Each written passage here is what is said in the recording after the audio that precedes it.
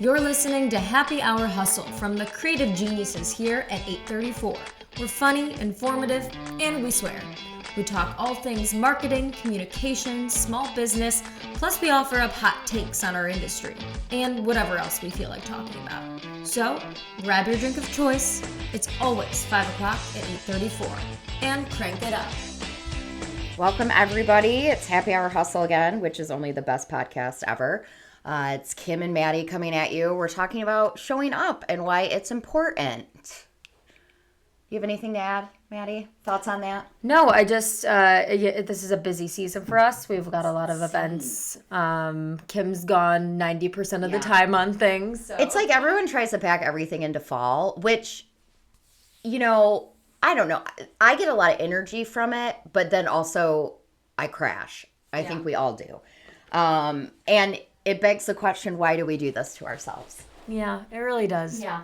But the energy thing. Yeah, it is. So, yeah, I wanted to kind of start by talking about, you know, how attending these events, whether it be for your own personal growth, whether it be for a client, how that impacts brand recognition and visibility, and why we do it, really. Yeah, you know, I talk a lot about personal branding. In fact, I'll be in DC in a couple weeks talking to Women in Defense National specifically about personal branding in a different way. Like, it's basically, you know, let's kill imposter syndrome. Let's recognize, you know, our own strengths, our own power. I think women have a hard time with that.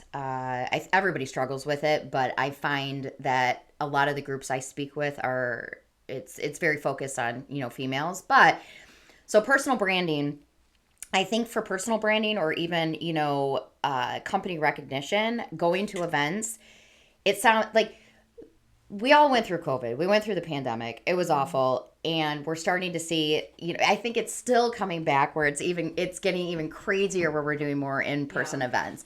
I'm fine if meetings always stay virtual. I'm totally cool with that. But when we're talking like, you know, there's so many things that happen, whether it's like educational, there's a couple economic development talks coming up. There's some education talks coming, you know, specific to, you know, college and university that are coming up.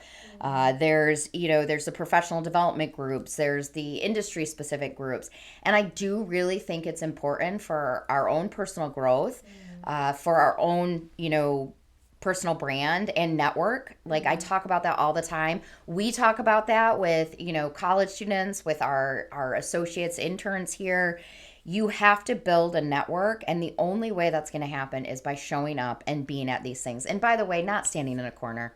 We're not standing in a corner. We're not doing that. And that's the thing too. Even if you are not outwardly an extrovert and you don't like making those connections, a lot of these things are built to have talking points, right? There's a presentation that happens. Talk to them about the thing you both just saw in front of your face. You don't need anything in common for that because you just had something in common. So I think that's what's really nice, especially like where we are in Grand Rapids. They do set up so many things that are based for people that aren't necessarily outwardly like ready to go to a bar and have a drink with someone or to invite people out. So I think that's so important too, is to really latch onto those opportunities, not only for your own, like you said, personal growth and knowledge, but also it helps set up those instances where you can't talk to someone. Everything we do in life is about relationships. And so I hate, you know, it's who you know, but it really is who you know. It's not just who you know, it's who you're going to help in life. I always tell people, give something before you ever ask for anything. And I think too, like, I just had this discussion on LinkedIn where I posted that it seems like a lot of these like evening networking events keep getting held at breweries, which I find super annoying because I can't get my red wine or red wine on the rocks if you're fancy.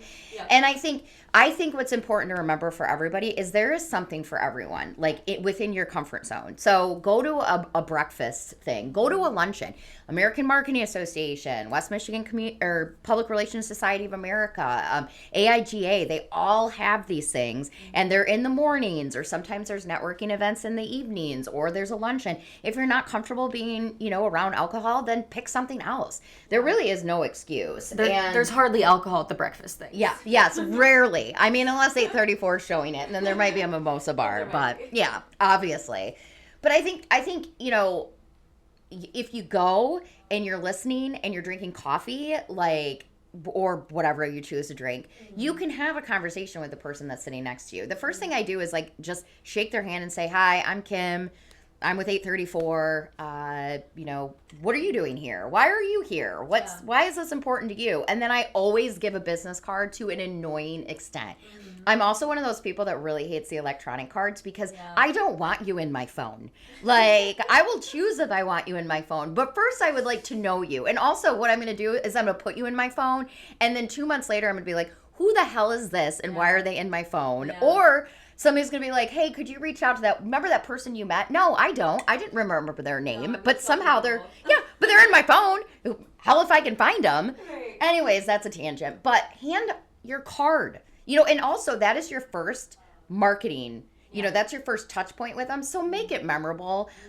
Don't put your face on it if you want. I don't care. We all have our favorite drinks that are on it. Or, if you're big dog people like we are, have a picture of your dog on it. But do something so it stands out. It doesn't just need to be your name, your title, your contact information. Have something that's funny on there, or an interesting point about you, or an interesting point about the company. Well, we were just having a conversation about this too, for different things, creating, like, if you run a killer podcast or something, create a different business card for that. Perhaps you aren't going to hand out the same things to everybody, and you can make those different and fun, or however you want. All of ours are going to be fun, but but I mean, when we were out at vets in Florida, like that one woman handed us like 4 business cards each. I'm like, she's like, they're all my businesses. I'm like, perfect, because she understood branding for each of those individual things. And I do want to talk to you about like the authentic part of it. I feel like what's so difficult about virtual meetings is it's hard to really get to know someone on an authentic level. And yes, like, for me, I like the happy hour events because once someone has had a glass of wine, they're normally more their authentic self too. It is true. And suddenly they loosen up a little bit, and you're all a little bit, it's like an even playing field. And again, we're not encouraging that everybody go and, get drunk at these events. Do whatever you want. We don't care. But that is a really good point. And I think you just have to find a way to break down that barrier. And one of the things I do is first of all, what's your commonality? Like, I love fashion, so I'm probably going to compliment the person I'm talking to. Maybe it's their earrings, maybe it's their jewelry, maybe it's their shoes, their dress, whatever. And it's going to be genuine, because if it's ugly, I'm not complimenting you, But I'm going to find something that, like, is going to put them at ease, because people go into these events and their walls are already up. Yeah. I went to something the other day. It was a political fundraiser, and I brought my husband, Josh, and we left, and he goes, you're awkward, but like it's endearing awkward. Like, you just say things like, you're overly familiar with people, but they like that about you. Yeah. And, I think we tend to think, we get scared about, I don't know how to say this. Like, we forget that the other people we're talking to are also humans, and they also have lives, and maybe they have children or dogs, or they have things that they're really passionate about. And like, just, there's something that connects us all. Kind of brings me back to the debate. But there's a commonality that connects us all. Just find that. And it's not as hard as you think it is. Yeah. Well, and I think with familiarity too, like, people don't like the awkward, like, 5 minutes before you can actually say anything real. Like, if you break down to the point of like what people actually want to talk about quicker. Yes. And it's what we talk about with like reporter relationships. Yes. Like, they don't only want to hear from you about a story. Like, they want to hear from you other times. They want to hear about your likes, dislikes, that sort of thing. And like vice versa. Like, we don't always want to hear when you're asking about like the worst day of our lives. Yes. Like, yes, exactly. You know what I mean? Like, I think that's part of it. And so the really superficial relationships, that's what's so important about like showing up and being there, is because those get broken down so much easier when you see someone over and over again. Yes. And like, if you see someone at the same 4 events, like here you see everyone at the same events, then you're like, oh, I know this person. And each time you get a little more familiar. Yes. Where after like 3 meetings, you're their best friend. Yes. And I think it's important too to remember that, like, say thank you. If you meet somebody, send them a note. I talk about this all the time. It's super, I bring it up so much, it's annoying. I annoy myself. But send a fucking thank you note, or just a note. Like, I actually have like 4 sitting on Maddie's desk right now that I have to mail out. And it's just like, so clients, a reporter thanking him for, coverage, or, squeezing in our client for an interview, an email to, I sit on a board and I'm sending an email to somebody who agreed to sponsor one of our events and just thanking them for that. Like, just say thank you and figure out a way to stand out. You know, I have fun stickers that I put in stuff, or, you know, one of the things we'll do is if we know, like, I don't know, somebody's stressed out or they've got something big coming up, or like we're just congratulating them, we'll throw in like a $5 Starbucks gift card, or, you know, if we're not cheap, it'll be 10 or 20. And, you know, but like people want to know that you care. And so like actually care. Yeah. And people don't, I think, especially nowadays and maybe after the pandemic or maybe for a long time now, don't really expect anything from anyone. So when you do that little extra thing, they're like, wow, this person who like isn't my spouse or isn't my kid or isn't my like parent, like actually did something for me, went out of their own day to do something, it goes further than you actually would ever think. It is. The bar is so low, people. The bar is so low. Like, all you have to do is show up, remember their name, and hey, I'm even terrible at that, which, by the way, here's a little, this is what I do when I go to events. If I see somebody, I'll be like, you know, first of all, I'm like, hey, how are you? I'm never like, have we met? Because more than likely I have met them probably multiple times and I'm an asshole for not remembering. So I'm like, you know, like, hey, how are you? How's it going? Whatever. Or I'm like, have I met you before? Because I remember faces, but I'm terrible with names. Yeah. And then I also try, as soon as they remind me of their name or tell me their name, I try and use it immediately. So hopefully I don't forget it. Yeah. And then I'm still going to probably 5 minutes later be like, was it Fran? Was it like Angie? Who? Like, whatever. Yeah. But the point is, and you know, people are going to do the same thing. So you could always go back to that person and be like, well, you told me your name. I immediately forgot it, which doesn't mean I don't think you're important. It just, that reflects on me. And then ask again, people. It's not that big of a deal. Yeah. And I do think, like, making it funny, because everyone does it. I mean, if like, I feel like 9 times out of 10 you talk to someone, you're like, yeah, like I know them from somewhere, but I don't know. Yeah. Everyone has this shared commonality. So if you just like admit it, then they will feel more open around you. Like, oh, yes, we have met. My name's whatever their name is. Right? I do think we're really unique too in Michigan, in the Midwest or West Michigan, because when Maddie and I have gone to conferences or other staff members and it's out of state, people like are very thrown off. One, apparently we have an accent, weird. But people are very thrown off by how genuine and like how nice we actually are. Yeah. Like it's the like, Midwest nice is a thing. Yes, yeah, except we're genuine. Just kidding. No, we really are. But you know, I think that is something that really sets us apart here too. Yeah, and just the going the extra mile, the little message. Because really, and I cannot stress this enough, people don't expect anything from you. No, but that brings up a good point. Going that, so if you're going to go to an event and you're going to hand out a business card and you're going to get a business card, you know, have a checklist. One, connect with them on LinkedIn. Right. And send a message, hey, it was great to meet you at this event. Yep. Awesome. Then you're just growing your LinkedIn and make it kind of like a competition and see if you can have more LinkedIn connections than everyone else. Well, and like LinkedIn is literally made for that purpose. Yes. It's not like you have to add them on Facebook and like follow them on Instagram. Yeah. Or TikTok or whatever the kids are using. If you'll just get a lot of dog photos on this end. And then send them a note. And then if you want to take it like a step further, send them an email, set up a happy hour, like chat with them, whatever, you know, like, I was talking to somebody that, you know, we might potentially bring on as a client, and they were telling me how sick they've been because there's just this whatever going around. And so I'm going to send them a note that just says, hey, I hope you're feeling better. Like, you know, go buy yourself a cup of coffee. Clearly we are coffee pushers here. Like, but, you know, I think genuinely caring about people. I always say personal brand is just about being a good person. And if you can't be a good person, then, you know, just forget it. Yeah. No, just really quit while you're ahead. It really is. Just like think it's the golden rule, right? That's what we're always doing. How does the golden rule go? I can't do unto others as you'd want them to do unto you. Also, why do we make it sound like it's old Roman? Like, you know, do on, like it's from the King James Bible. Yeah. Do unto others, because nobody ever says unto anymore. But anyway, treat people how you want to be treated. How about that? Exactly. It's simple. It really is. Yeah. Let's talk a little bit about, you know, we go to the events, apart from the connections, the ROI. Like, it's more than just a personal growth thing. It's an actual business thing. So, Kim, you do this a lot. Talk about measuring the ROI, why it's important in business sense. You know, I I think you have to be strategic about the things that you get involved in. So for a very long time when I started out my career, I was very locally focused. So I was, I sat on the board for the American Marketing Association. I was the communications chair, and then I moved into being the president for a couple of years.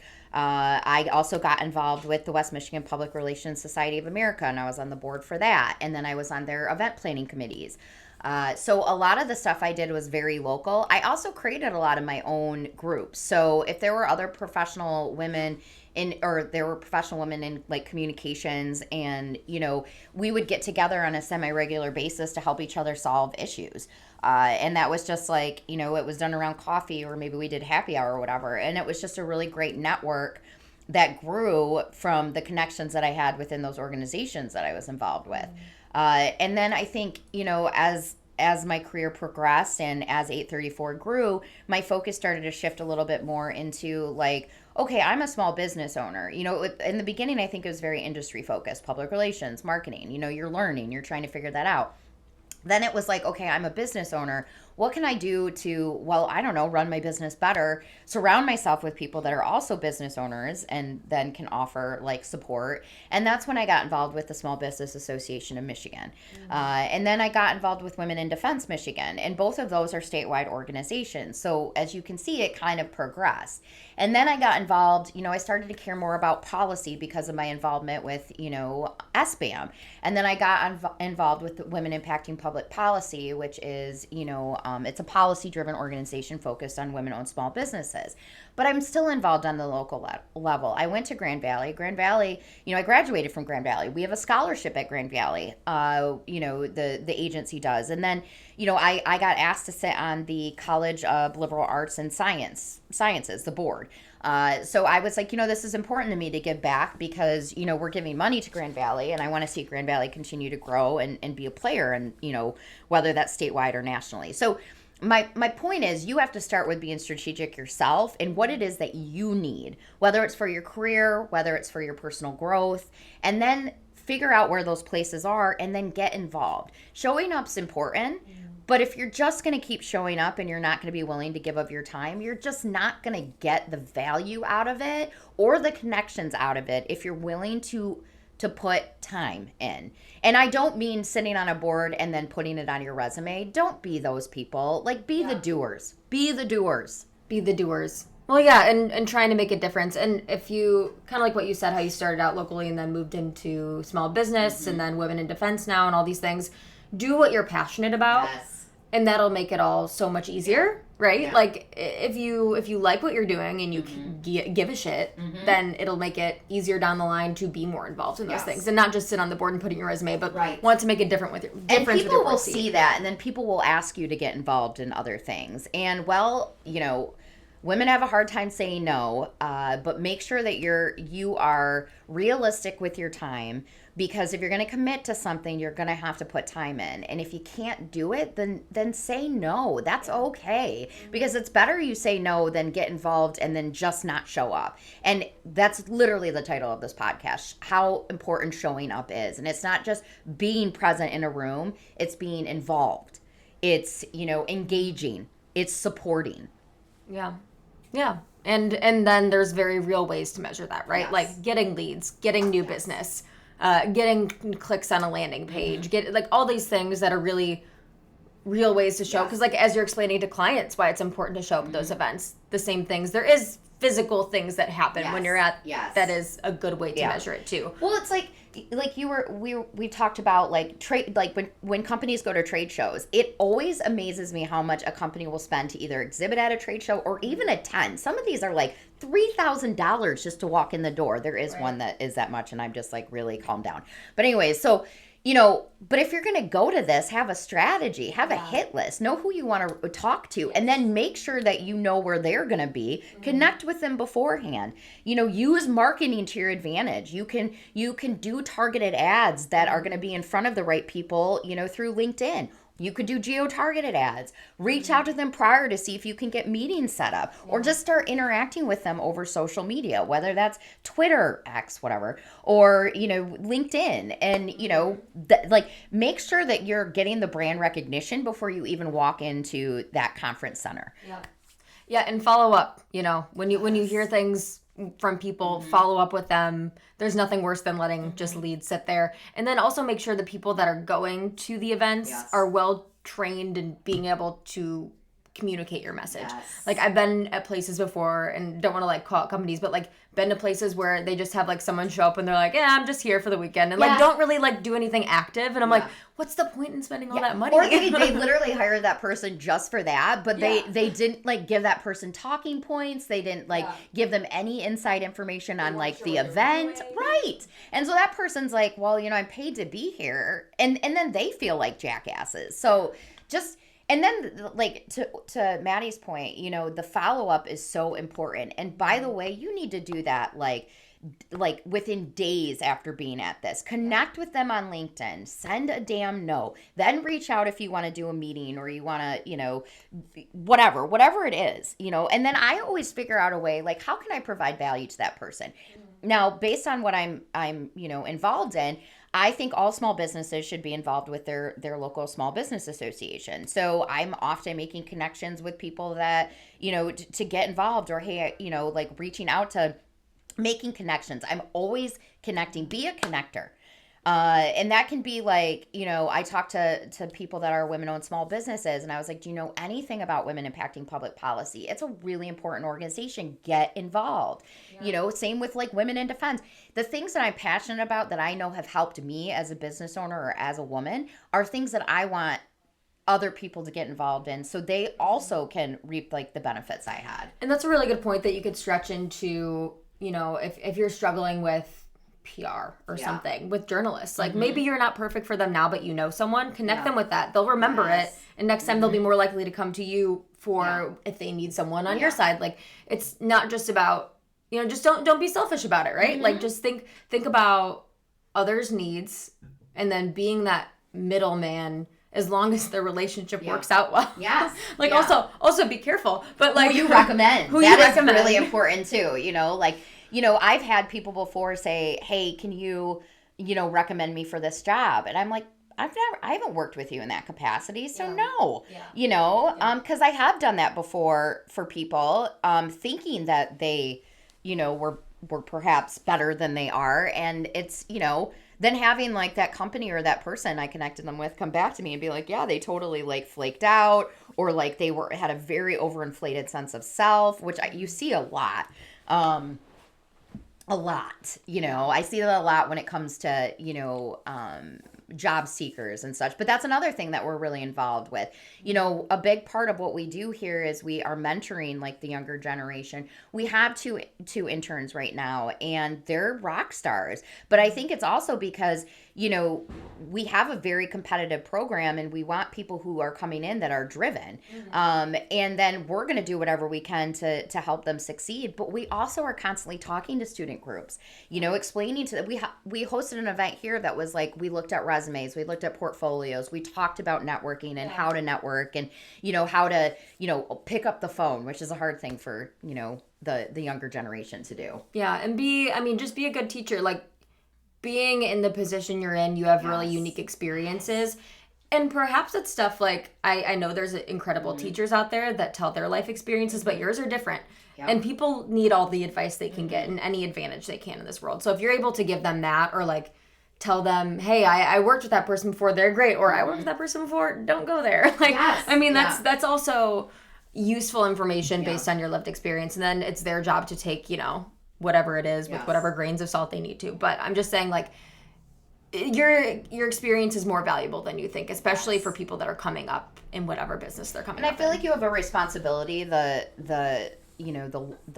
more advanced you are in your career to give back, but I also think it's important, if you're asking of someone's time like that you need to make sure that you're respecting it, and you're also not, asking them for all of these things. Like, you're saying, like, I appreciate the time, I appreciate the advice, and then, like, remember that they're willing to spend that time with you. They don't have to.